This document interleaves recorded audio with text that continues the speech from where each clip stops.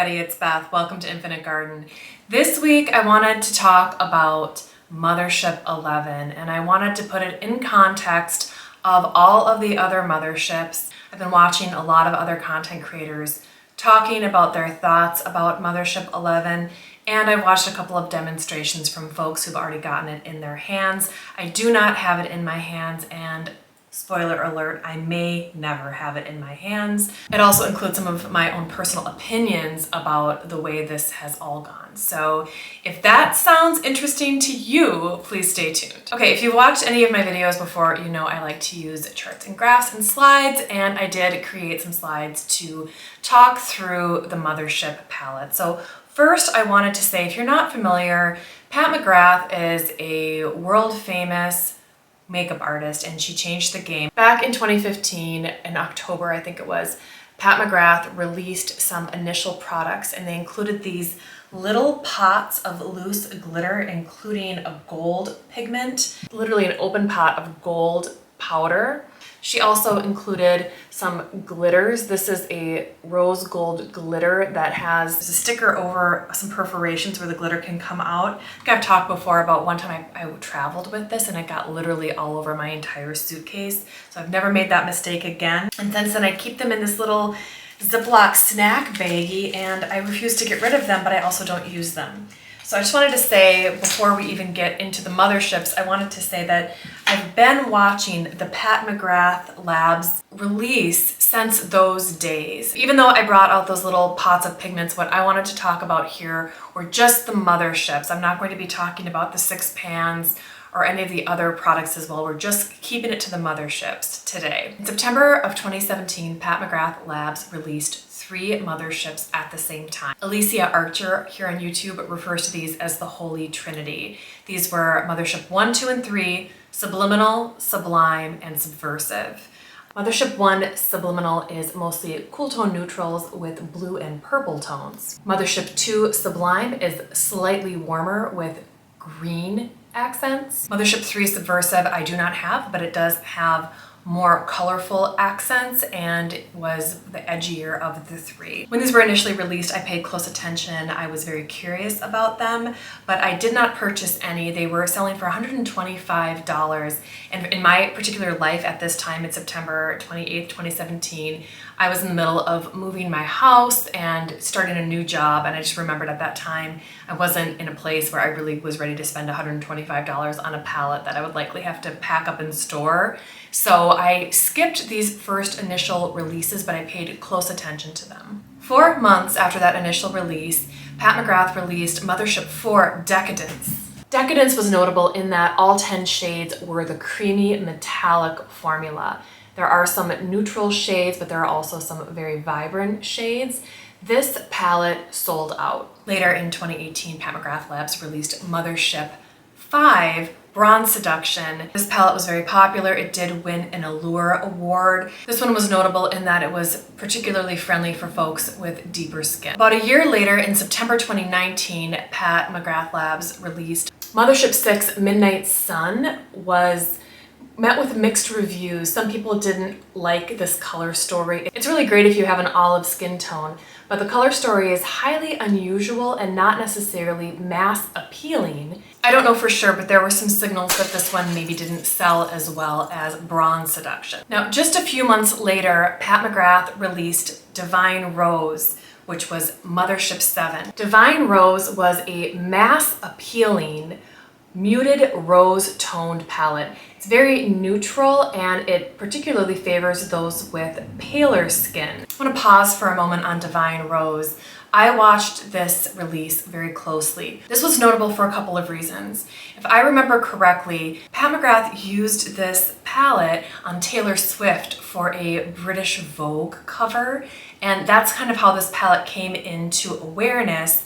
This palette was interesting because it contained a couple of repeat shades. Specifically, this shade here, this rose shade, is found in Sublime, the one with a green emerald shade, and this shade here is a sparkly astral shade, and this one is found in Midnight Sun. And what happened when this palette released, if you remember, is that it sold out really like almost immediately. I wanted to buy this palette, and in fact, this was the first palette I bought for myself. And there was a lot of drama related to the Pat McGrath Labs website. If anybody was a part of that, you may recall there were missing shipments and there were just problems. It wasn't a very smooth rollout. The palette restocked and was then offered again just a little bit after that. I think I ended up picking it up in January or February of 2020. But I just wanted to pause for a second to say that toward the end of 2019, Pat McGrath released what I think might have been a bit of a flop and then an absolute banger within months of each other. And Divine Rose in many ways set the course for the future of Pat McGrath Labs, and in many ways brought us to where we are today, which is a company that is becoming known for producing pink palettes. But stick with me for a minute. In May 2020, Pat McGrath Labs released what was called Mothership XI, or the 8th Mothership.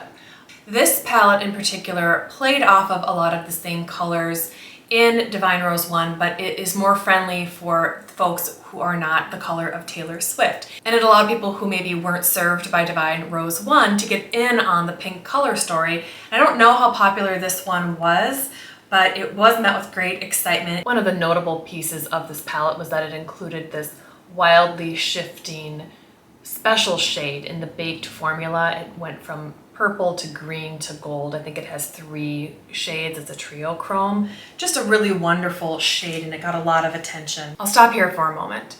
With the exception of Decadence, which was 10 shades that were all the creamy metallic formula, all of these other motherships I had just spoken of had pretty much the same anatomy. There is always a highlight shade here in a metallic form. It's always a skin show formula, that's what it's called. There's usually a deep matte. In the first 3 motherships, every one of them was black. And these 4 shades are usually a combo of mattes and metallics, usually in pretty neutral wearable shades that relate to the overall color story. And then these 4 shades here have been reserved for what has been called the special shades. And what makes them special is that they are baked. If I angle this ever so slightly, you can see that these 6 pans have a metal rim. There is pigment that is put into a metal pan and then pressed. But these 4 special shades are actually baked. It creates a dry, slippery formula that allows for the fabrication of these extremely finely milled, really smooth shimmer shades. So for most of the fans and consumers of these motherships, these special shades are where it's at. These differ from indie shadows in many cases and from almost anything else that's on the market. And what they do is they can produce an elegant, very fine, glittery, simple veil of shine. And they can also build up and produce an incredibly powerful effect. These shades can be mixed with a Maron mixing medium. They can be both subtle and dramatic. I think for a lot of people, these shades served as an access point to the glamour and the genius of Pat McGrath. Pat McGrath has been at the tippy top of the avant-garde high fashion makeup world, and these incredible sparkling powders gave folks like me access to that world. Even if our ordinary lives didn't really give us an excuse to wear these kinds of sparkling powders day in and day out, there's something about the transformational power of this type of makeup to allow us to access the fantasy. And because these particular shadows were like the height of luxury, the height of technology related to eyeshadow, it gave all of us a chance to share in it, to be a part of it. And a lot of folks like me couldn't resist. There was something about this that accessed our deepest dreams and desires of what we wanted to be, of our fantasy selves. These shadows really brought us there, and I think made the motherships worth it for a lot of our hardcore fans.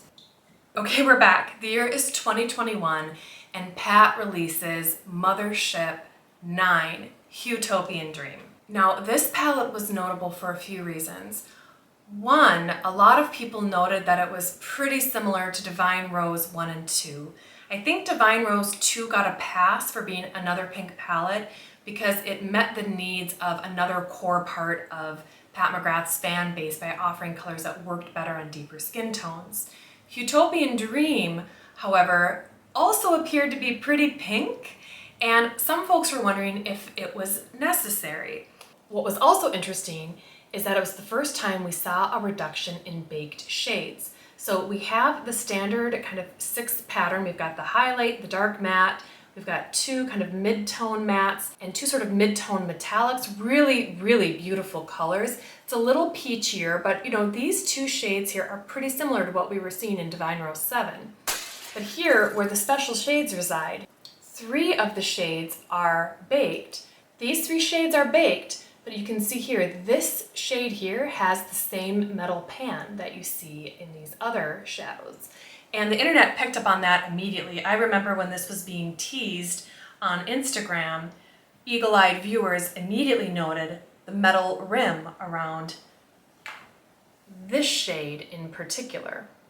So we have the 3 sparkling shades here that are in the familiar formula, very flaky though, not as finely milled as previous special shades, and 1 creamy metallic that has a multi-chrome shift. Now, these shades are quite beautiful, but you'll note these are this kind of fine baked formula, and you can see kind of the oil slick, thick, opaque quality of this shade. This was the one that was in the metal pan, and these sort of finer, sheerer shades are the baked formula. They're also very flaky, and Pat introduced a pen that had Maron, like a gel-based Maron fluid that you could apply to your lids so this would adhere. What I remember is that this palette was met with some criticism for the chunkiness of the glitters of the 3 baked shades and for what some people considered the downgrade to a pressed pigment here instead of another baked formula. And if you remember at the time, there were massive worldwide supply chain concerns and major inflation. A lot of people attributed this to those concerns and that this may be a money-saving measure. And that may well be the case. I'll also note that in beauty YouTube, a lot of people were very interested in indie shadows that had multi-chrome shifts. That was sort of all the rage at the moment. So I do think there may have been some desire from Pat McGrath to play in that space, and this shadow allowed that to happen. I can't say everything I'm saying here is speculation, but there's a chance that perhaps Pat McGrath Labs wanted to offer this kind of shade and chose to do that instead of a 4th baked shade. That was Utopian Dream, and at this point I think, generally speaking, her fan base was starting to catch on that Pat was leaning hard into the success of Divine Rose 1 by sticking with pink toned shades. This was expressed in other releases at the time. In her quads and in her 6 pans, you could see a heavy leaning into pink tones. So last year, July 2022, Pat released Mothership X, Moonlit Seduction. Mothership X does include 1 deep rosy shade and 1 kind of rosy neutral sparkle shade, but I think this palette is not fairly described as a pink tone palette. I think some people saw this and said, oh no, another pink palette, but this is really quite neutral. Personally, I love Mothership X and I wear it all of the time, but the other detail here with Mothership X is that all 4 of these shades are now pressed. There is not a baked shade among them. These are what the 4 sparkle shades look like. The 4 sparkle shades, rather than being baked, are pressed and are carried in a wet medium. They do offer some of the same elegant sparkle that you see from the previous shades, but they are very different. Up close to my eye, they are very gently and faintly sparkly, these on the top. And these are incredibly beautiful. I mean, these are some of the most beautiful sparkle shades in my collection, but they are not in that baked formula. And so some people were extremely disappointed by that. I have found for me that these are pretty useful. I find that they work beautifully as toppers, and by being in that suspended medium, I find that they stick really well to my eye without a lot of fallout. So you get that beautiful sparkle effect with a little more user friendliness. But this fact that these 4 shades were not baked was a sign to many that Pat was degrading the quality of her palettes. This brings us to today. Just a couple of days ago, Pat McGrath Labs released Divine Rose 11. Did I just say that? Mothership 11. Pat McGrath Labs released Mothership 11, Sunlit Seduction. And to many people's disappointment, this is another pinky palette. And this one has given me some pause.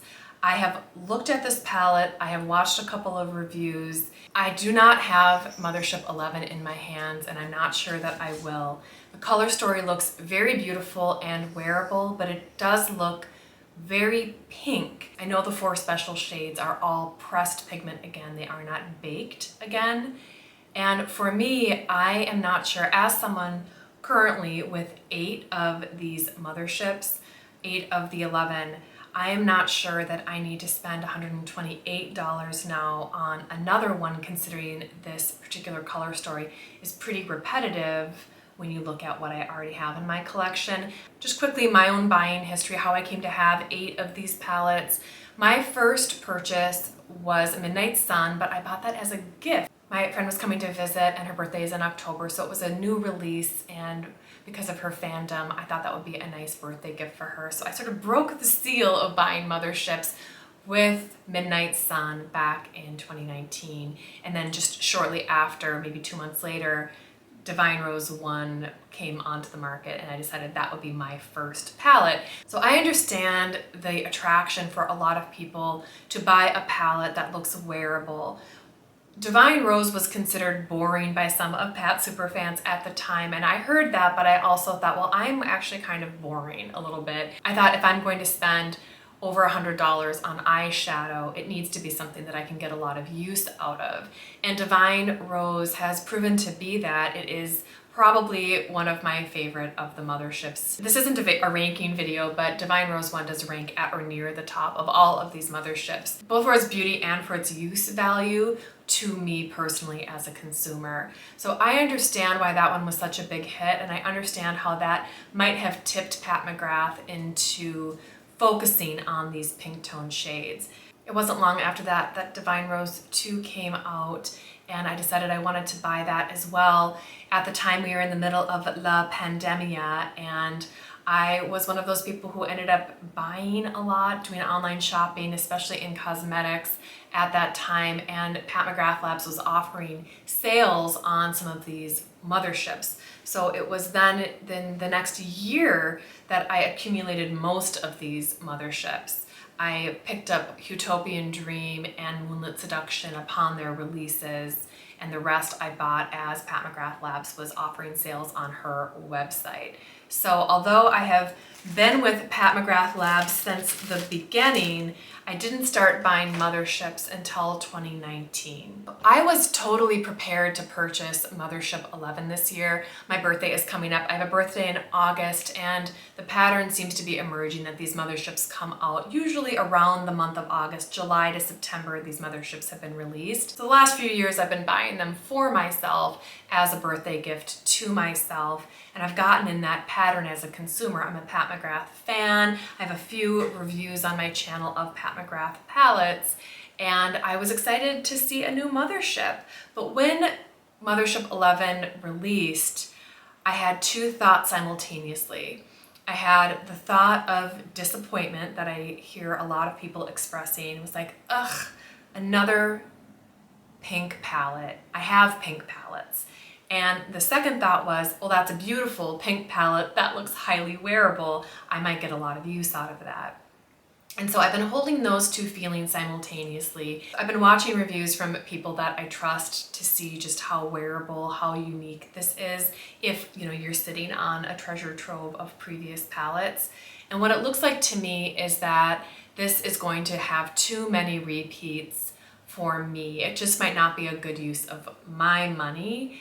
And I have decided that if I feel a pang of loss for the baked shades, the best thing that I can do in the face of that is to use my baked shades more. So sitting here, I have 23 individual shades of Pat's baked eyeshadow formula. That's a ton of eyeshadow. It's a ton. I have a lot, you know, if I feel sad about the fact that she might not be making them anymore, again, the best thing I can do is just use the ones that I already have. And what I wanted to say about this is, I know that Pat McGrath Labs has had some sort of investor involvement over the last couple of years.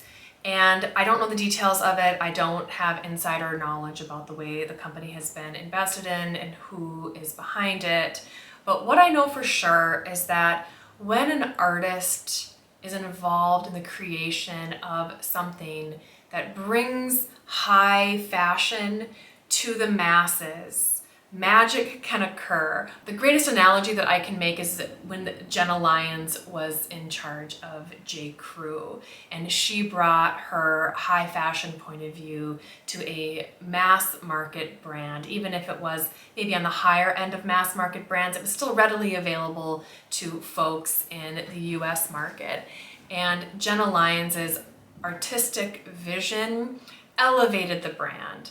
And when she applied her thinking to also fabric selection, so J. Crew had access to like the best cashmeres and tweeds, plus her eye for color and her sense of fashion, it created additional value. So I, as the consumer, could have a taste of that artistry at a price point that I could afford. Even if it was maybe a little on the high side, I could still budget for it and make room for it so I could have a sense of that. When she left and that artistry left with it, a lot of the value of J. Crew to me left with her. And I don't know the role of investors in that case either, but I know that it was part of the deal. There was a bankruptcy shortly after. I think we as consumers, for moments in time, have access to artistic genius through mass market products. And that window of time that we have with them is sometimes brief. And those of us who are sensitive to beauty, sensitive to fashion, we glom on sometimes because we recognize quality, we recognize artistry, we recognize the value they're bringing, and we want that, and we become super fans. The reality is that those moments don't always last. My husband has a phrase he uses all the time. He says, crap is king and quality goes away. And so we use that when we notice that there's a brand maybe that we become aware of that offers incredible quality and style at a moderate price. You know, we'll notice that and say, you know, better stock up. It's just a matter of time before private equity comes in and ruins it. And we have a whole list of brands that we talk about where we've noticed this happening. Now, I don't know exactly what's going on with Pat McGrath Labs, but I think that window of time where we've had access to her incredible artistry in these unbelievable formulas, I think that window is probably closing. And so you might want to do what I did, which is I did end up buying a Mothership. This year, I ended up buying Subversive. Subversive was still available on her website. It's part of the Holy Trinity, her original 3. I just never picked that one up. I was a little intimidated by it, but I'm not intimidated anymore. And I still have access through that palette to those formulas and to her artistry. So I wanted to participate with that in that way. Maybe you're watching this and you already have all of her palettes and there's nowhere left to go, and for that I would just say go right back into your palettes and enjoy them so much. Love what you have while it lasts. I will say Pat McGrath remains an icon and her name is on this brand, and I hope that her investors do right by her by honoring who she is. If they want to squeeze the value out of her brand in order for them to make a buck, they're gonna do that. I just hope they do right by Pat and they don't devalue her legacy in the process. Pat McGrath deserves better than that. I do want to say thank you to Pat McGrath for giving those of us who are interested in these things so much joy and pleasure for the last several years. You've really added so much to the conversation, and I appreciate it. I've been here for it. I love Pat McGrath Labs products. You make beautiful products, so thank you so much. I hope that we see another really exciting Mothership in the future. Anyway, I want to hear from all of you. What do you think about this release? Are you participating? Are you a Pat McGrath fan? Please let me know in the comments. I always want to hear from you. If you enjoyed this video, I hope that you give it a like, maybe consider subscribing. I post videos on Sundays. Anyway, I hope you're all doing well out there, and I hope you have a great week ahead. Thank you so much for watching. Talk soon.